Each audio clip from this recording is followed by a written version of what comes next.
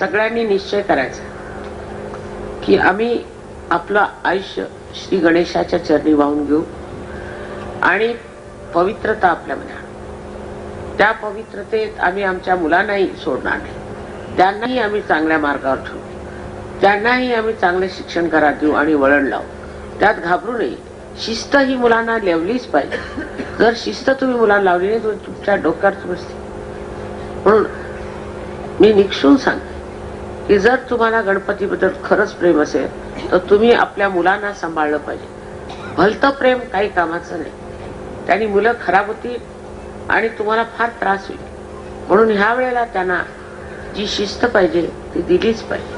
त्यासाठी थोडंसं वाईट वाटतं कधी कधी मुलांना, आपण बोलतो किंवा मुलांचं असं झालं वगैरे, पण तसं काही वाटून घेतलं नाही पाहिजे. हे कर्तव्य आहे आणि आपलं कर्तव्य हे केलंच पाहिजे असं समजून जर केलं तर ही जी समोर येणारी वाईट पिढी आहे ती आपण टाळू शकतो आणि त्याला आपण रस्त्यावर आणू शकतो. हा जो समाज आपला बिघडत चालला आहे त्याला जर ठीक करायचं असलं तर सर्वप्रथम पालकांनी लक्ष द्यायला पाहिजे.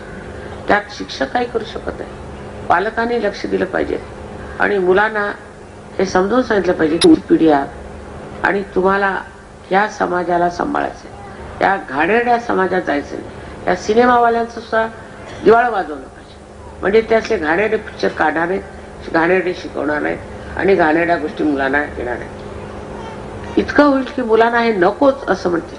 असा त्यांचा आताची मुलं फार चांगली मुलं आहेत. जन्मताच पार झालेली पुष्कळ मुलं आपल्या देशात आहेत. पण त्यांना जर नीट वळण लावलं नाही, त्यांना वाईट काय चांगलं काय समजलं नाही तर ती मुलं तेच वाईट कामं करत राहणार. म्हणून आज श्री गणेशाच्या ह्याच्यात तुम्ही आपल्या मनात ठरवून द्यायचं की आम्ही माताजींना दाखवून देऊ की आमची मुलं आणि आम्ही आमचं घरद्वार आणि आमचा समाज हा गणेशाला प्रसन्न करणारा झाला पाहिजे. मला पूर्ण आशा आहे की तुम्ही इकडे लक्ष द्या.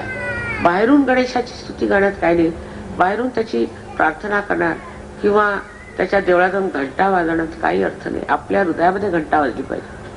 ती जेव्हा वाजेल तेव्हाच हे पावित्र्य पसरेल आणि त्या पावित्र्याने सगळ्यांचं भलं होईल आणि उत्तम. सगळ्यांनी सहयोगामध्ये जागृती घेतलेली आहे.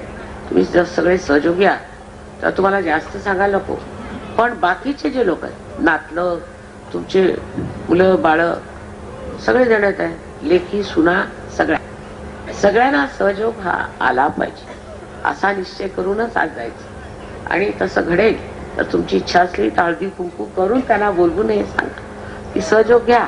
सहयोगाशिवाय मार्ग नाही आणि तुम्हाला पाहूनही ते लोक सहयोग घेतील अशी व्यवस्था आहे. तेव्हा श्री गणेशाला जे रुचेल त्याला आवडेल असंच आपण केलं.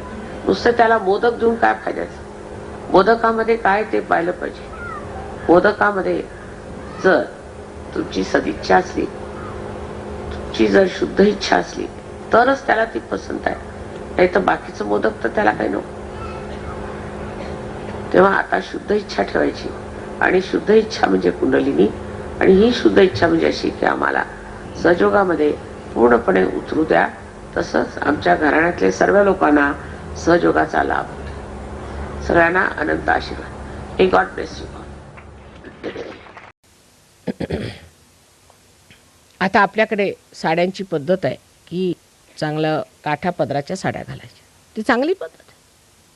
काठा पदराच्या साड्या घातल्या म्हणजे काय असतं, काठ असले म्हणजे आपल्याला मर्यादा राहतात. म्हणून बायकांनी काठा पदराच्या, मुलींनी कशी घातली चालेल, पण बायकांनी, लग्न झालेल्या बायकांनी काठा पदराच्या साड्या घालायच्या.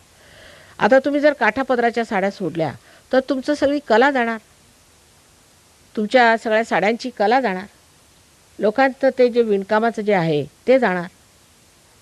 पूर्वीच्या पद्धतीने आपण जर घरं बांधली तर जुन्या पद्धतीने जे काय आपल्याकडे सुंदर कलाकारी होती ती आता जाणार जर तुम्ही नाही वापरले तसे. तर ह्या लोकांना तुमची जुनाटच घरं आवडतात, जी जुनी आहेत ती घरं आवडतात, नवीन नाही आवडत त्यांना.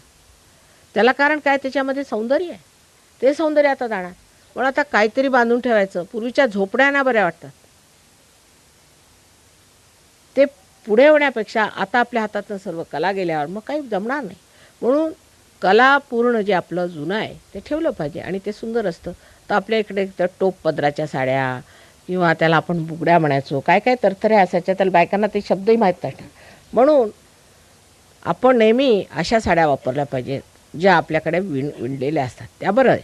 आणखी विशेषतः लग्न झालेल्या बायकांना तर ते शोभतं जास्त. मला तरी वाटतं काठपदर नसला तर शोभत नाही. लग्न झालेल्या बायकांनी काठपदराच्या साड्या वापरायच्या. ती काही जुनाट पद्धत नाही, ती जुनं आहे, ते सुंदर आहे, ते दिसायला छान दिसतं, व्यवस्थित दिसतं, भरदार दिसतं. त्याला एक तऱ्हेची सभ्यता आहे आपली, ती आपली संस्कृती आहे ती.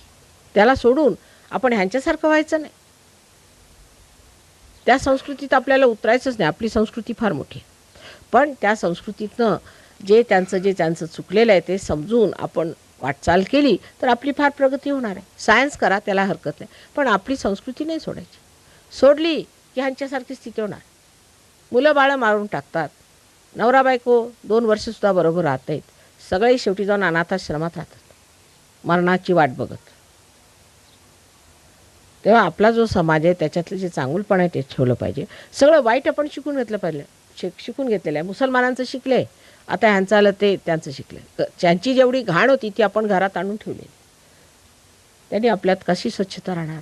आपण इतके स्वच्छ चांगले लोक होतो, सगळं हे वाईट आपल्यामध्ये आलेलं आहे, ते काढून टाकलं पाहिजे. आता पूजेचं महत्त्व काय आहे ते समजून सांगितलं आहे ना मी, तसंच तुम्हालाही माहितीच आहे, ते सांगायला नको तुम्हाला, पण त्याबद्दल श्रद्धा असायला पाहिजे. आता पूजेतसुद्धा हमरी तुमरीवर यायचं नाही. कुणी पूजा केली ह्याला सहयोगाला काही महत्त्व नाही. कुणी केली तरी सगळ्यांना एकसारखीच पावते. फक्त तुमच्यात श्रद्धा किती आहे, तुमच्यात श्रद्धा किती आहे. जेवढी तुमच्यात श्रद्धा असेल तितकंच ते भरणार आहे.